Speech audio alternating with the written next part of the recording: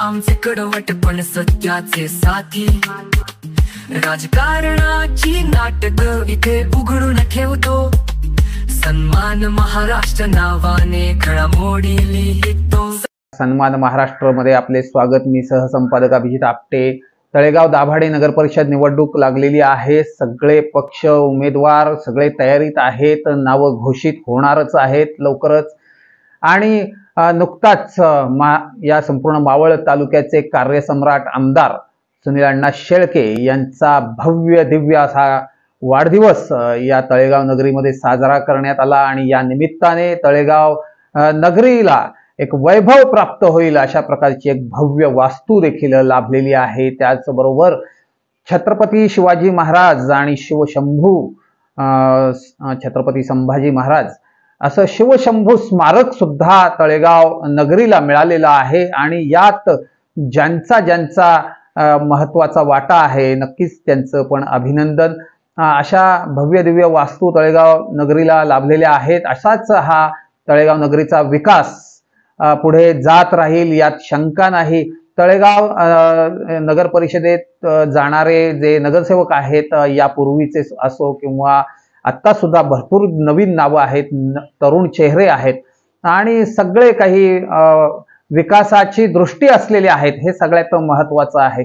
मध्यंतरी काही लोकांनी असं पसरवण्याचा प्रयत्न केला की तळेगाव हे खूप गुन्हेगारीमध्ये पुढे आहे, खून होतात वगैरे, पण आता ते सगळं पुसलेलं आहे, पुसत चाललेलं आहे, असं कुठेही काही राहिलेलं नाही।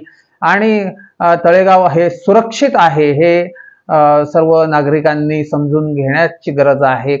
मध्यंतरी काही असे लोक होते की जे असं पसरवत होते, पण कारण ती पुण्या मुंबईची लोक, त्यांना वाटतं की इकडे जरा काही झालं की अरे बापरे इकडे काहीतरी पॅटर्न घडतोय, तर इकडे कुठलाही पॅटर्न नाही, आमचा फक्त कामाचा पॅटर्न आहे आणि आमचे आमदार हे फक्त काम आणि कामामधूनच लोकांमध्ये प्रसिद्ध आहेत। माय माऊली भगिनी या प्रचंड मोठ्या प्रमाणात त्यांच्या कार्यावर खुश आहेत।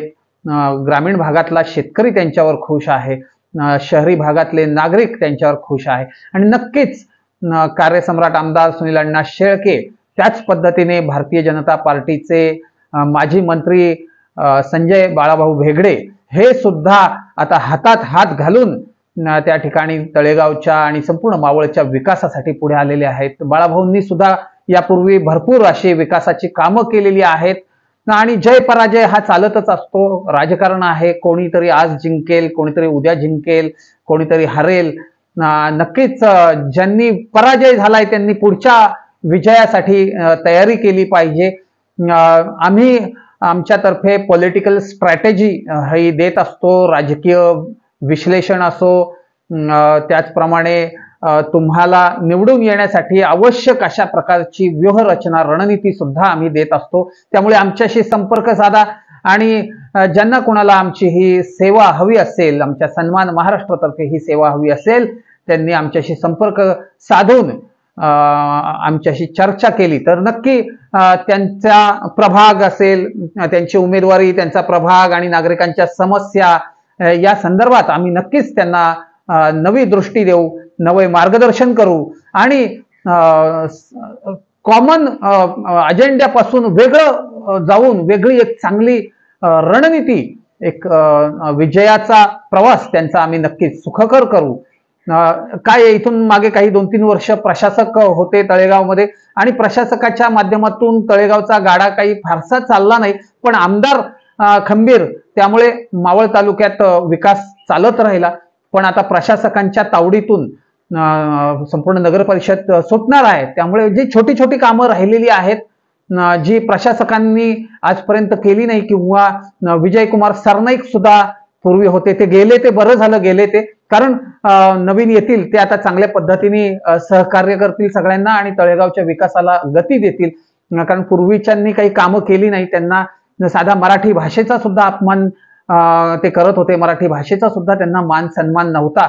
आम्ही अनेक वेळेला त्यांना सांगितलं की हिंदी भाषेमध्ये कचरा गाड्यांवर लावू नका, इथे गटारीच्या समस्या आहेत, तिकडे पाणी तुंबतंय, इकडे भंगारवाल्यांची फार मोठी समस्या आहे। महेशदादा लांडगेंनी तिथे ज्या पद्धतीने भोसरी त्यांच्या मतदारसंघामध्ये कारवाई केली तशी इथे करण्याची गरज आहे.